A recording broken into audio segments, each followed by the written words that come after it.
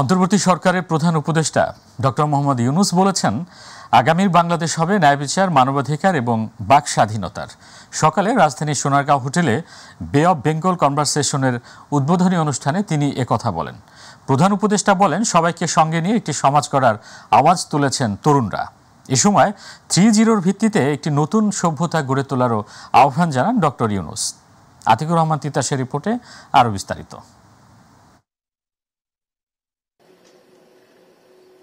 রাজধানীর হোটেল সোনারগাঁয়ে বে অফ বেঙ্গল কনভারসেশনের উদ্বোধনী অনুষ্ঠানে অংশ নেন অন্তর্বর্তী সরকারের প্রধান উপদেষ্টা ডক্টর মোহাম্মদ ইউনুস। অনুষ্ঠানে প্রধান অতিথির বক্তব্যে প্রধান উপদেষ্টা বলেন, আগামীর বাংলাদেশ হবে ন্যায় বিচার, মানবাধিকার এবং বাক স্বাধীনতার। তিনি বলেন, সবাইকে সঙ্গে নিয়ে একটি নতুন সমাজ গড়ার আওয়াজ তুলেছেন তরুণরা।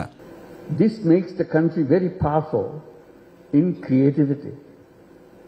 Our youth have the power to lead the world in sustainable development, to create models of green growth, protecting and promoting our environment.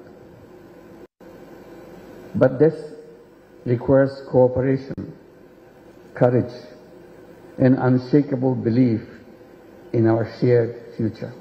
শুধু পরিবেশের দিক দিয়েই নয়, মানুষ মুনাফার পেছনে মরিয়া হয়ে ওঠার কারণে বর্তমান সভ্যতাকে ব্যর্থ বলে উল্লেখ করেন তিনি। এ সময় 3-0 ভিত্তিতে নতুন একটি সভ্যতা তৈরির আহ্বান জানান doctor Yunus. Zero wealth concentration by introducing social business to solve people's problems rather than maximizing profit.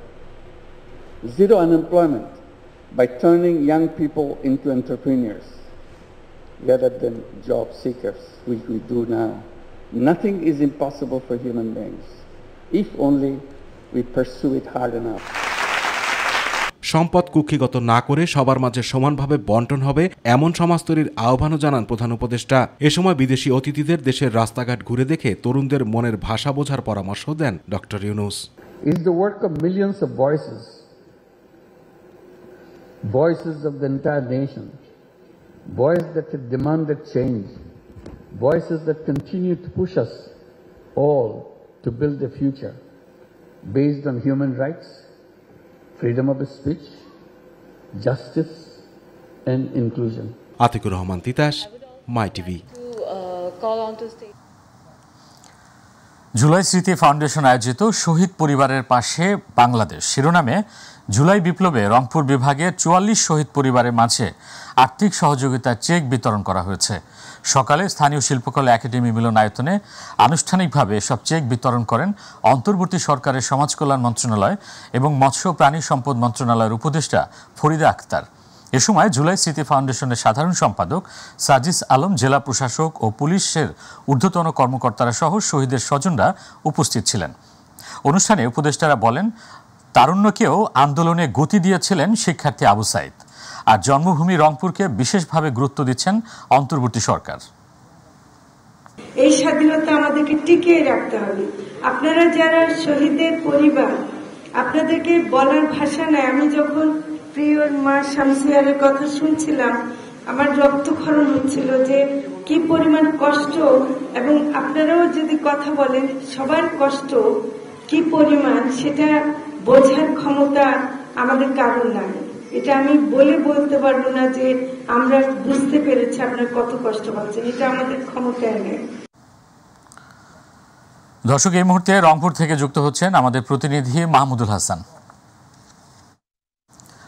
Mahmudul, আজ রংপুরে জুলাই স্মৃতি ফাউন্ডেশনের আর কি কি কার্যক্রম আছে পরবর্তীতে?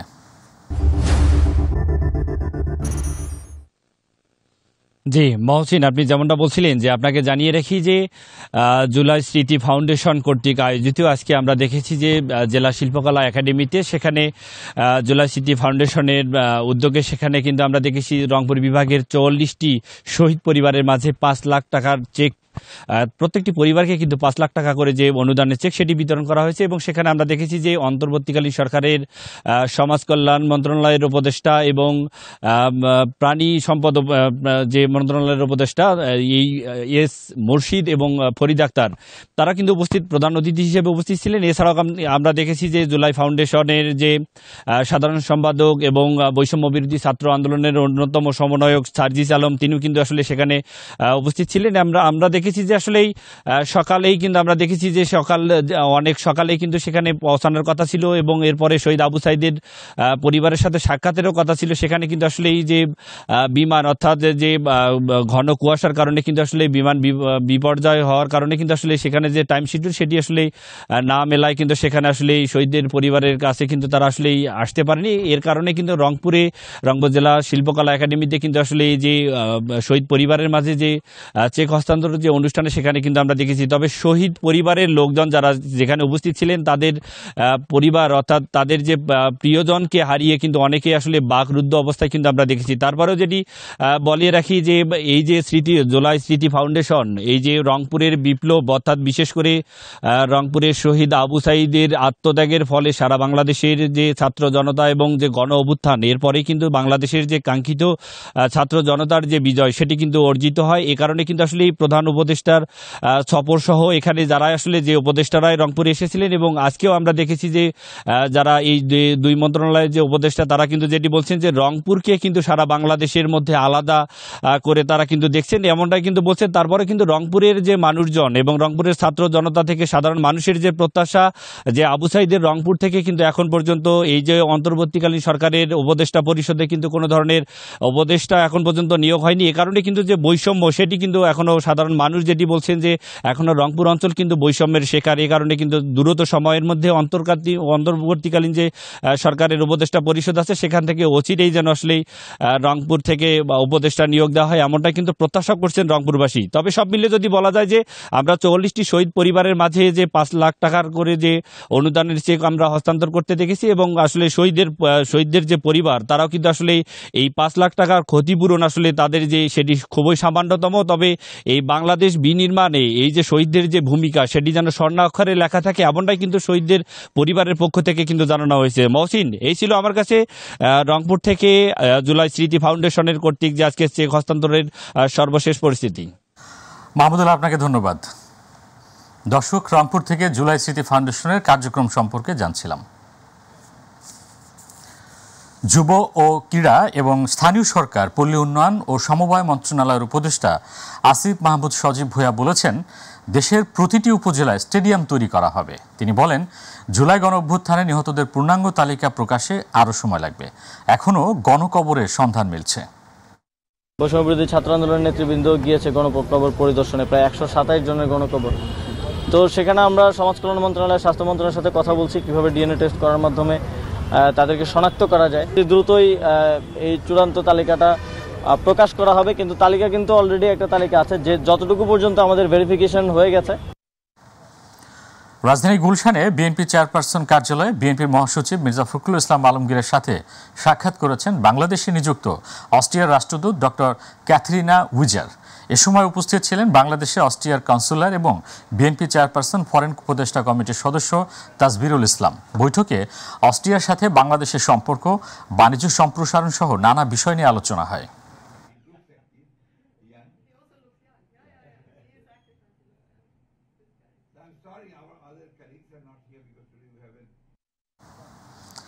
বাংলাদেশের বিরুদ্ধে সকল ষড়যন্ত্র রুখে দেওয়ার আহ্বান জানিয়েছেন বিএনপির স্থায়ী কমিটির সদস্য অধ্যাপক ডাক্তার AZM জাহিদ হোসেন।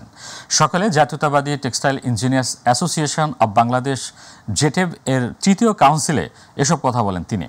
একটি মহল টেক্সটাইল শিল্পকে অন্য দেশে স্থানান্তরে ষড়যন্ত্র করছে অভিযোগ করে বিএনপির এই নেতা বলেন প্রায় 70 লাখ পরিবার টেক্সটাইল খাতের সাথে জড়িত। এই খাতকে ক্ষতি করলে বেকার হবে কোটি কোটি মানুষ, আর তারই ষড়যন্ত্র করছে ফ্যাসিবাদের দোসররা। জাতীয় প্রেস ক্লাবের সামনে অপর এক আলোচনা সভায় বিএনপি চেয়ারপারসন উপদেষ্টা আব্দুস সালাম প্রয়োজনীয় সংস্কার দ্রুত সম্পন্ন করে অন্তর্বর্তী সরকারকে নির্বাচনের রোডম্যাপ ঘোষণার আহ্বান জানান।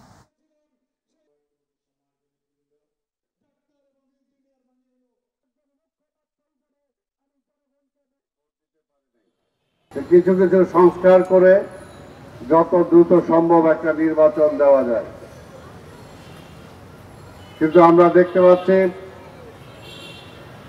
3 মাসের অধিক সময় চলে যাচ্ছে এবং এই সময়টা খুব কম না। টেক্সটাইল খাত ষড়যন্ত্রকারীরা আমাদের এই শিল্পকে ধ্বংস করে দিতে চায়, এই শিল্পকে অন্য দেশে স্থানান্তর করতে চায়। এই শিল্পের দিয়ে আজকে আমাদের ভাই বোন মা বোনেরা যারা কাজ করেন তাদেরকে তারা বেকার করে দিতে চায় শিল্প বন্ধ করে। এই ষড়যন্ত্র রুখে দিতে হবে। দর্শক, নির্বাচন কমিশনে সংবাদকর্মীদের সাথে আলোচনায় বসেছে নির্বাচন সংস্কার কমিশন। এই মুহূর্তে সেখানে আছেন আমাদের সহকর্মী আবু সাইদ অপু। আমরা সরাসরি যুক্ত হচ্ছি তার সাথে। অপু, আলোচনার বিষয়বস্তু নিয়ে আপনার কাছে আর কি তথ্য আছে নির্বাচন কমিশন থেকে?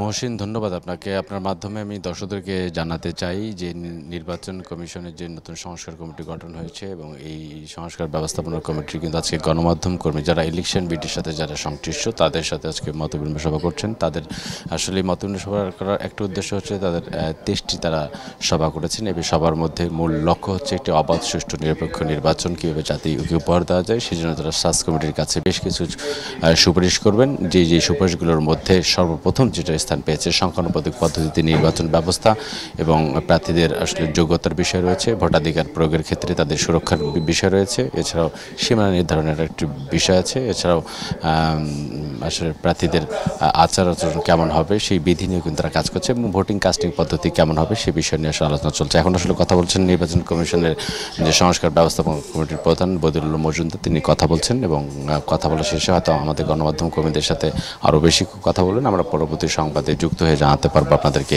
যে আমাদের সাথে যে আলোচনা হয়েছে সেই আলোচনার আসলে মূল প্রেক্ষাপটটা আসলে কী ছিল। অর্থাৎ সব কিছু মিলে বলতে গেলে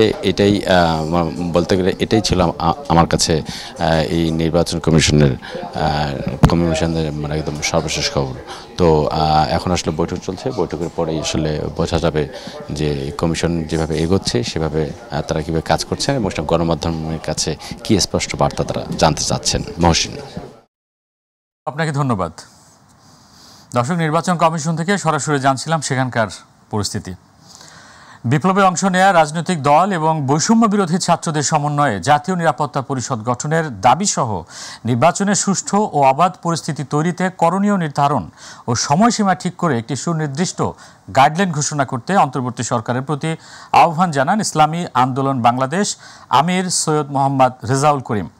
রাজধানী পল্টনে নোয়াখালী টাওয়ারে অন্তর্বর্তী কালীন সরকারের 100 দিনের কার্যক্রম ও দেশের চলমান পরিস্থিতির পরিপ্রেক্ষিতে সংবাদ সম্মেলনে তিনি এসব কথা বলেন।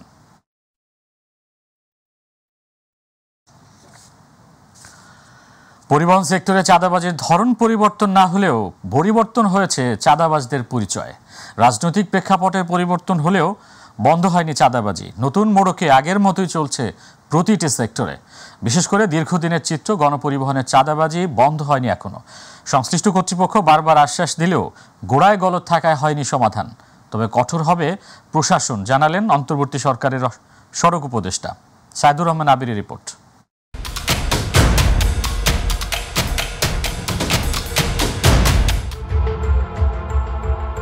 রাজধানী এবং দেশের বিভিন্ন বাস টার্মিনাল সহ সড়কপথ ওপেন সেক্রেট চাঁদাবাজি, এই চিত্র দীর্ঘদিনের। পরিবর্তিত রাজনৈতিক প্রেক্ষাপটে গণপরিবহনের চাঁদাবাজি বন্ধ হবে যাত্রী এবং পরিবহন সংশ্লিষ্টদের এমন প্রত্যাশা থাকলেও বাস্তবতার সাথে কোনো মিল নেই। এখনো চলছে চাঁদাবাজি। চাঁদাবাজির পরিবর্তন না হলেও পরিবর্তন হয়েছে চাঁদাবাজদের। নতুন মোড়কে আসছে তারা। টার্মিনাল যারা পরিচালনা করে তাদের ছত্রছায়া কিছু লোক থাকে, টাকা না দিলে তো ভয়ের মধ্যে থাকবোই। তখন তো 15-20 জন 40 জন আইব, বাস ঠেক দিয়ে মারি হালাচি চলে যাব। এখন মনে আগে নিলেন নতুন করে আবার বাস নিতে আসেন। বলতে গেলে তো এখন মানে এর মধ্যে 1 ঘন্টা পর আমার উপর একটা হামলা হতে পারে। আমার তো এখানে রাজধানীর অভ্যন্তরীণ রুটে চলাচল করা গণপরিবহনগুলোর এখনো গুনতে হচ্ছে চাঁদা, যা অত্যন্ত ক্ষোভের সাথে জানান পরিবহন সংশ্লিষ্টরা। না দিলে সমস্যা, সার্জেনও খাওয়া ধরছে ভরপুর ভাবে। 60 টাকা নেয় চাঁদা আছে, চাঁদা তো অবশ্যই আছে, চাঁদা হয়তো চলে না বোঝেন না। দেশের বিভিন্ন অঞ্চল থেকে আসা পরিবহনগুলোর কোন কোন স্পটে কত টাকা করে চাঁদা দিতে হয় এবং কারা নিচ্ছে এই চাঁদা, এমন প্রশ্নের বিস্তারিত বর্ণনা দিলেন চালকরা। এখানে হলো আপনার মালিক সমিতির জিপি চাঁদা হয়েছে আপনার 300 টাকা, আর এমনি পুরো রাস্তার মোট সব মিলে হয়েছে 700 টাকা। লোক নাই, 200 টাকা লাইনম্যানের 10 টাকা, আর এমনি আছে আপনার ঢাকায় আছে 300 টাকা। চাঁদাবাজি বন্ধে বিভিন্ন উদ্যোগের কথা জানান পুলিশের এই মুখপাত্র। যে কোনো ধরনের চাঁদাবাজির বিরুদ্ধে বর্তমান সরকারের যে অবস্থা সেটা আপনারা ইতিমধ্যে জেনেছেন। এই ক্ষেত্রে জিরো টলারেন্স, যে কোনো ধরনের চাঁদাবাজি বা যে কোনো ধরনের অন্যায় নৈরাজ্য সৃষ্টিকারী যারা রয়েছে তাদের বিরুদ্ধে সরকারি যে নির্দেশনা আছে সেই নির্দেশনার আলোকে আমরা কাজ করছি। অতীতের মতো গণপরিবহনের চাঁদাবাজি করতে দেয়া হবে না এবং যারা জড়িত ছিল তাদের বিরুদ্ধে নেওয়া হবে ব্যবস্থা, এমন হুঁশিয়ারি দিয়েছেন নতুন সড়ক পরিবহন উপদেষ্টা। তো এখন তো চাঁদার আমাদের এখানে আসবে না, আমরা তো আর চাঁদার রিসিপিয়েন্ট হব না। তো সুতরাং আপনারা আশা করতে পারেন যে এটা একটা পরিস্থিতিতে পরিবর্তন হবে। যাত্রীদের ভাড়া ও দ্রব্যমূল্যের উপর প্রভাব কমাতে চাঁদাবাজি বন্ধ করা সময়ের দাবি। সাইদুর রহমান আবির, মাই টিভি, ঢাকা। রাজধানী পল্লবীতে এক বাবা তার 2 ছেলেকে গলা কেটে হত্যার পর নিজের গলায় ছুরি চালিয়ে আত্মহত্যার চেষ্টা করেছেন। পরে ঘাতক বাবাকে উদ্ধার করে ঢাকা মেডিকেল কলেজ হাসপাতালে পাঠায় পুলিশ। প্রাথমিকভাবে নিহত ছেলেদের নাম জানা যায়নি, তবে তাদের একজনের বয়স 5 বছর ও আরেকজনের বয়স 3 বছর। আর ঘাতক বাবার নাম মোহাম্মদ আহাদ। পারিবারিক কলহের কারণেই এমন ঘটনা বলে ধারণা করছে পল্লবী থানার পুলিশ।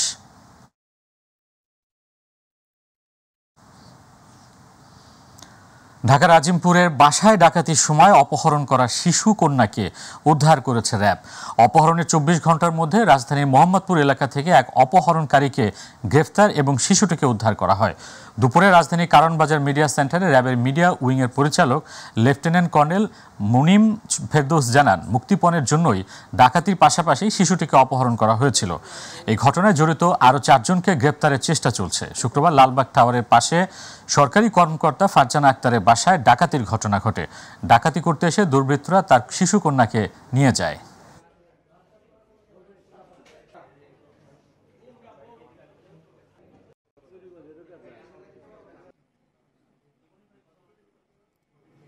বিসমিল্লাহির রহমানির রহিম। জানেন যে বহুল আলোচিত ঢাকার আজিমপুর বাসায় ডাকাতির পর শিশু কন্যাকে অপহরণের পর আমরা 24 ঘন্টা পূর্বক উদ্ধার করেছি মোহাম্মদপুরের আদাবর এলাকা থেকে।